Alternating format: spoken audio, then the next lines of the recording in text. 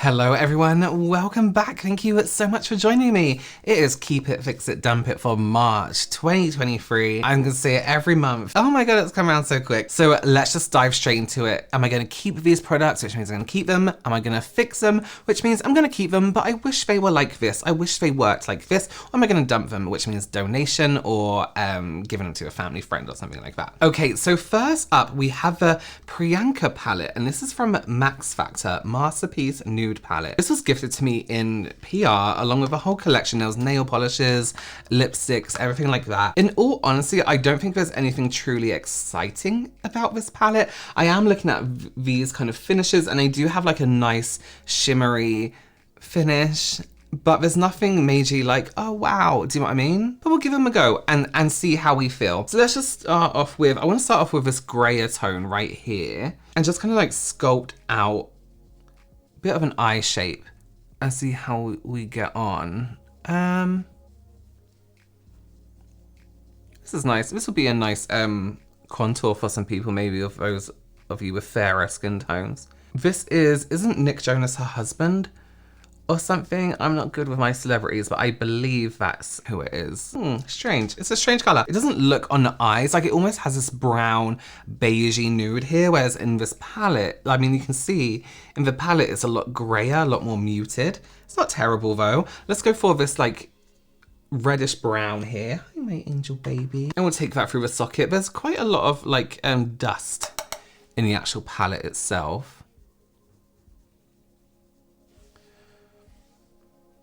It is going on nice and smoothly. Max Factor is, you know, like I know a lot, it's not very readily available in the US.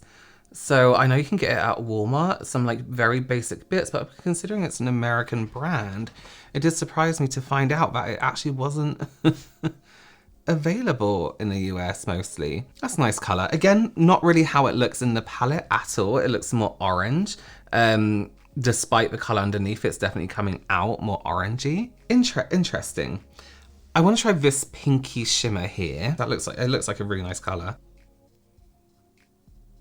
This texture is a little bit disappointing. It looks very dry on my lid, actually. I thought it was gonna have, let me just use my finger. I thought it was gonna have more of a, oh yeah, much better with finger. Like, I mean, it looks like that when you swatch it in the palette, but actually when it's on the lid, it doesn't have the same effect. It looks a little bit crusty. I hate to use the word crusty, but it does look a bit crusty. You know what I might do? There's a shade next to it, which looks more like a brighter peachy tone. So I might try that on top. This one here.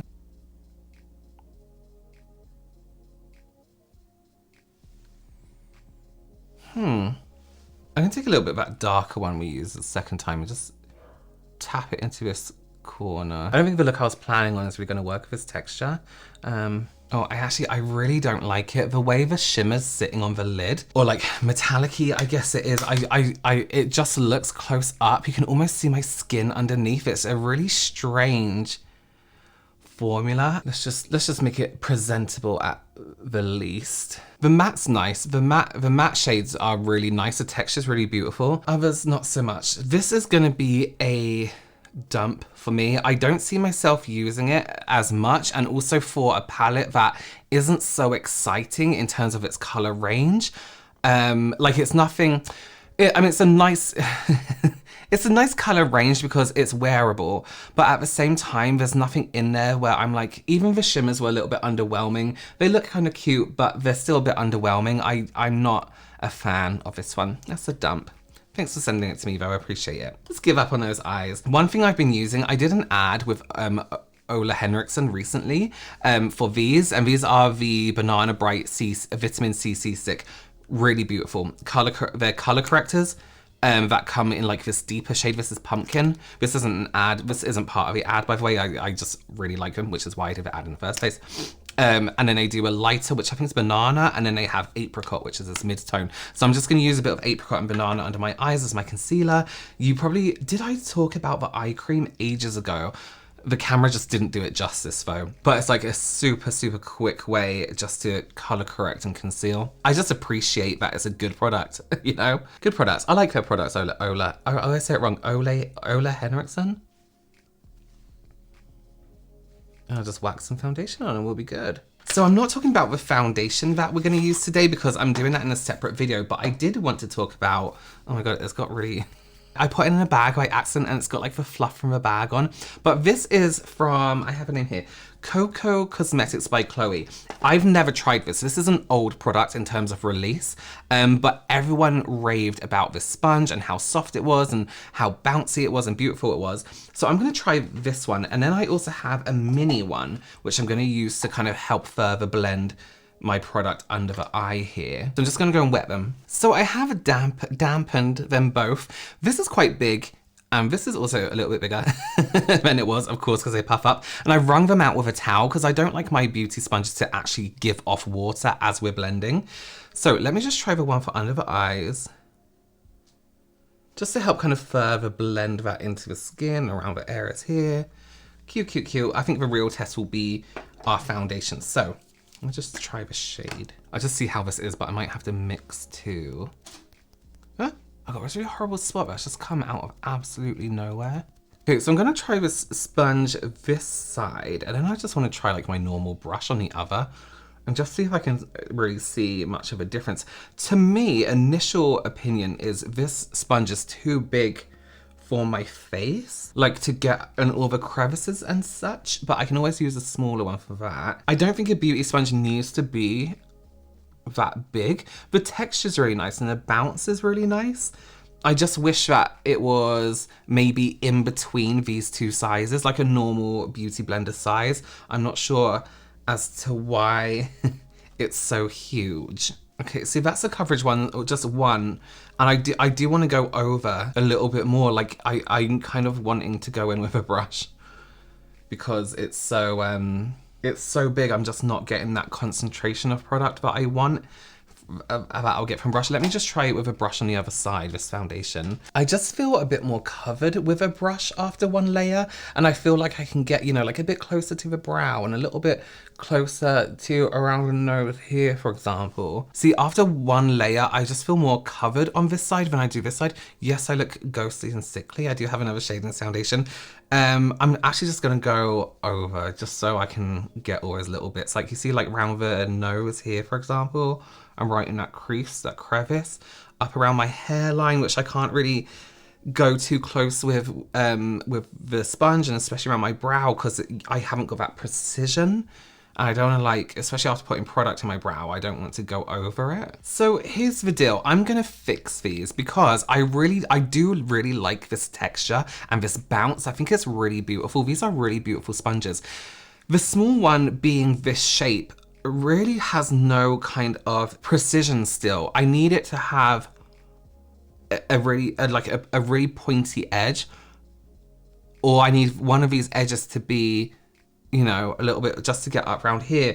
And this is so big that areas on me, like if I want to go up here, I'm getting my hair, I'm getting my brow, I'm getting a bit of everything. I think it's nice to have that precision. It's a fix for me, but I do think people would love this product, and they evidently do because a lot of people talk about it. I just don't think it's right for how I like to apply makeup. So that's going to be a fix for me. Okay, so next up we have the Studio London Flaunt Flawless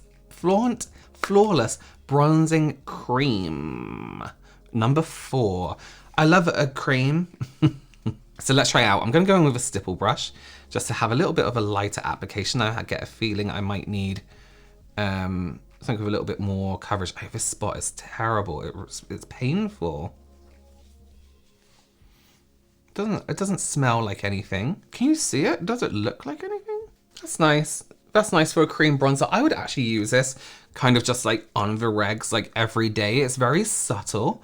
I didn't use too much, but still, it doesn't seem too buildable, but it's nice. I like it. That's gonna be a keep. Just because it adds, I think, like enough structure and enough bronze without being orangey or a strange color. It's a nice color. Okay, next up we are going to go in with the 503 The No Rules Stick from Mina. This shade is incredible. Let me tell you. So I used to work for Mina years and years and years ago. 503 suits everyone. It is such a good shade, and everybody would be buying the lipstick. Did it come in a gloss? I think it came in a gloss. And now they have it in like everything. They have it in this blush. They have it in the mascara now, which looks absolutely incredible. I just love the way they play with color. To have this nude kind of like pinky tone in a mascara as well, I just love it. It's just, yeah, it's just incredible. This texture's beautiful. I love the shade already. Really, really nice kind of universal pink. On deeper skin tones, you're gonna get this more kind of like, what do I like to call it? Like dusky rose. Fairer skin tones, it's gonna come out a little bit, I guess quite peachy. And then on like mid skin tones like mine, it does kind of come out true to color. But it just looks great on it. I love it. I love that color. I love the formula. This actually, considering I drew it on my face, it hasn't really interfered with my makeup in any way. I got a hair hanging out my nose, embarrassing. And it's sitting really nice on the skin and it just looks natural. I really like that. That's a keep. That's a keep. And I want everything in 503. Everything. So this is a brand I've never tried before, and I saw them online. And I was like, I need to try them. This brand is called, is it Ellis Fass, I want to say? And all their products look like this. So this is an eyeshadow and this is a lip product. And they all look the same. So I'm having to keep them up this way so you can see like the individual color on the bottom. So we're going to be trying, this is a lip product, Glazed Lips, color for lips, yeah. And this is the shade, I want to say 305. And it's a little brush like this. And I believe I'm going to have to twist it up. Let's see how long it takes to twist. This brand was quite high-end in terms of price. Oh, that's quite a lot. Oh my God, I've accidentally done like same eye color, same lip color. Oh, what a beautiful texture. That feels really nice on the lips. Quite intense color, which is quite nice. It doesn't feel heavy, but it looks super glossy. That's really, really nice. That's gonna be a keep. The only thing, actually let's fix, because I just wish there was an indication of what the product was other than the label here amongst all the others. So perhaps if it was like a strip of color around here, you know, like when you get the top to your electric toothbrush and there's that little bit you put around so you know which one's yours. Am I done? I've only been filming for 24 minutes. Okay, well, let me get some lashes on and I'll be right back with you. Okay, so I decided to add a bit of the blue from the palette under the eye just to do something. My lash glue is still drying, but I just don't have a time today. That was kind of disappointing. A few products there that I really liked and some that I'm just like, it's fine. You know what, I'm even gonna blot this lip a little bit. So that actually just took everything off. Well, yeah, I would love to know what you think of the products down below. Is there anything you've seen that you're kind of a little bit interested in or not really? I wouldn't be surprised if not really. Thank you so much again for joining me. Do please consider subscribing, give this video a thumbs up, and I will see you for another Keep It, Fix It, Dump It at the end of April. It's gonna be here so quick, I just know it. But in the meantime, we have all my other videos, so go ahead and check those out, and I'll see you very soon. Bye.